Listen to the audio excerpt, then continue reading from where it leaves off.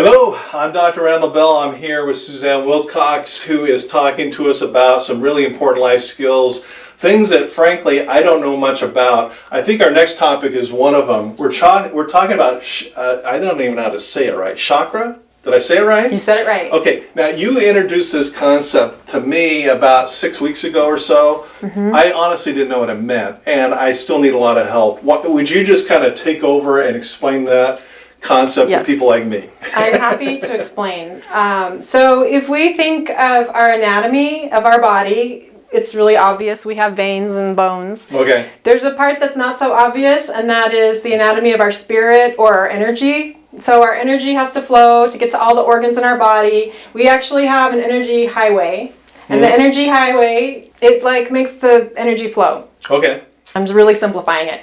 So we have 7 main energy centers that are called chakras. And they're the colors of the rainbow, and they go in order from my root, which is the base of my spine, to my crown, which is the top of my head.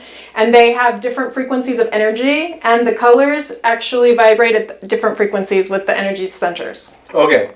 So as a MBA kind of guy, this is like really new. Let's pause for a minute. Why is this important to know? I think it's cool, and I'm open to learning about it, but to an MBA numbers guy, what would you say? Well, I would say energy is everything. Okay. So if you pay attention to energy, it can be useful. Okay. So, I mean, energy is everywhere. Everything that is has energy and is because of energy.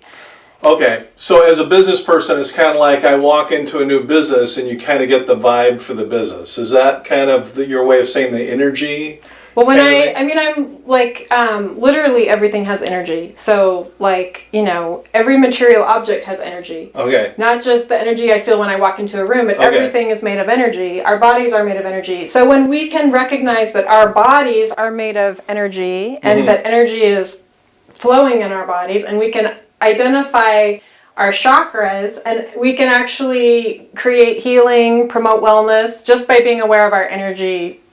But just by being aware of my energy, I can promote wellness. Okay, that's cool. I like it. Should we start at the bottom and work up? Yeah, let's do that. Okay. So in this handout, I really like this handout because on the left, we're talking about identifying the chakras, and on my right, we're talking about affirmations to support.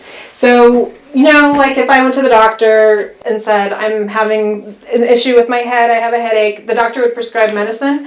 I consider these affirmations to be medicine because when I support a chakra in my energy field, I'm actually I'm promoting wellness. Okay. So think of this as medicine, but basically our root is the base of our spine. It's red, the color is red. And it has to do with survival, safety, security, and material needs. So when I'm talking about chakras, there are different layers to a chakra. So this is the layer of what it means to me in my ability to function. If my root chakra shuts down, it's really going to impact my ability to function. And usually when my root system is shutting down, or when I say shutting down, I don't mean shutting down like an organ would shut down. I just mean it's sluggish because the energy is not flowing. That could mean that I'm having issues with survival or safety or security, or my material needs are not being met. So if I lose my job suddenly, or I'm not knowing how I'm going to pay my bills, I'm going to be starting to feel some pressure and stress, and it's going to affect anything in my root system area. Okay, so when you say affirmation, is that something like you kind of, you help me, but is that something you kind of say to yourself to kind of put yourself, more squarely in that mindset? Do I have that right? Yes. The value of an affirmation is that I can really integrate my mind and my body and my spirit to all come on board and support my wellness. Okay. So if I'm having some stress in my root chakra and I say some affirmations that strengthen my root chakra, when I'm saying them in my mind, they're going into my body. Okay. Does that make sense? Yeah, I get it. I'm just really into using my mind and my body and my spirit to support wellness. Okay, got it. Okay, so you've talked about the root, we've talked about what affirmations mean. The next one up looks like kind of orange. Yes, the second chakra is the orange chakra. It's called the sacral chakra. It has to do with our reproductive organs. That's the place it is in our body, and it's everything about creativity, pleasure, and connection and relationship.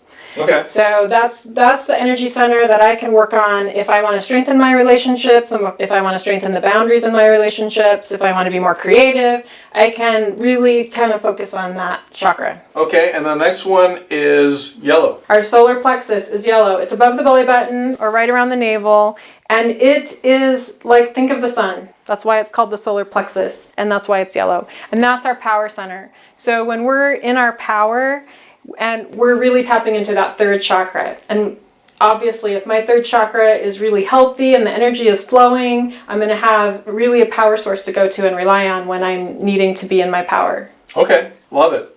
Then we've got green, heart. That's the heart. The heart chakra is all about love and forgiveness and unconditional love. And that, we all know our heart is important, obviously, and it feeds the other chakras. It's the bridge between the lower chakras and the upper chakras. Oh, it's right in the middle. I got it. Okay. Then we have the throat, which is kind of blue. Yep. The throat is blue. The throat chakra has to do with speaking our truth and honoring other people when they speak their truth, and communication, self-expression. And it's such a beautiful chakra to have serving us, because when I stand in my truth and I know my truth and I communicate my truth, it's really empowering. Okay. So kind of your voice in a way. Literally, okay. yeah, the throat chakra. Okay, gotcha. And then the third eye, that one throws me a little bit.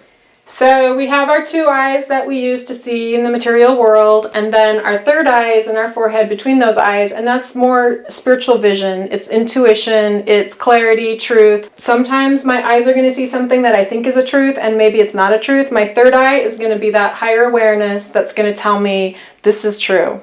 Okay.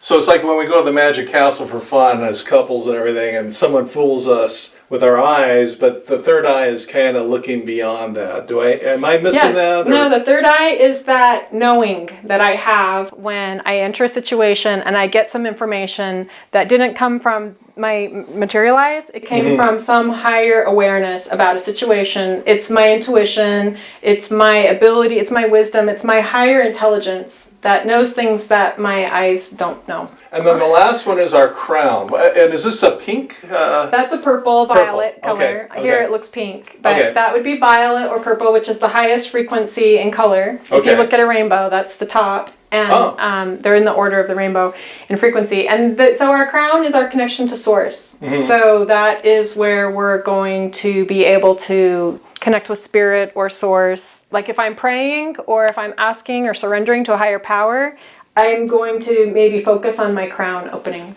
Okay, interesting. So when you say source or crown, you're talking about a higher power, which goes by lots of labels, God or Jesus or Buddha or all kinds of Muhammad, I guess, in different religions and cultures. Is that basically the concept there? Yeah, I would say that this is the anatomy of my energy, and regardless of who or what I see as my divine source, even if I don't have a divine source, I still have the anatomy to connect to one if I choose. Maybe I don't want to choose to connect to a divine source, but I still have the anatomy to do it in my energy field. Okay, cool. Chakras, that's very cool. So if I wanted to kind of learn more about this, I guess a good way is to kind of go through the affirmations. I think they're somewhat self-explanatory in terms of what you're trying to do and what you're trying to say and connect with. Do I have that right? I'm a beginner on this. Yeah, I would say we don't have to spend a lot of time repeating those. I wouldn't recommend that we do that here and now, but we have the handout for when we want to. But I would reinforce what the value is, and so people understand when and why they would ever want to do that. And I'm just offering that when we become aware that we have 7 chakras and their energy, chakra means wheel. So they're spinning wheels that turn. And they interconnect with our entire auric field. So they have a lot of power. And they feed our organs internally. And when we experience emotions, the emotions can connect to body parts. So having that energy flow is really healthy for us to, keep everything moving. So as we become aware of these chakras and we're able to identify how they serve us, then we can use them as, medicine. We can use them as ways to empower us in whatever our goals are. Okay. It's just a very creative, fun way to access power. But I think that what's important, you're trying to take what might be years of study and condense it down to, a kind of an introductory thing. But I think we've gotten plenty of information here that gives us kind of a framework or a foundation for building on. Do I have that kind of right? It's a great starting place. Okay, awesome. Thanks for watching. We'll see you on the next episode.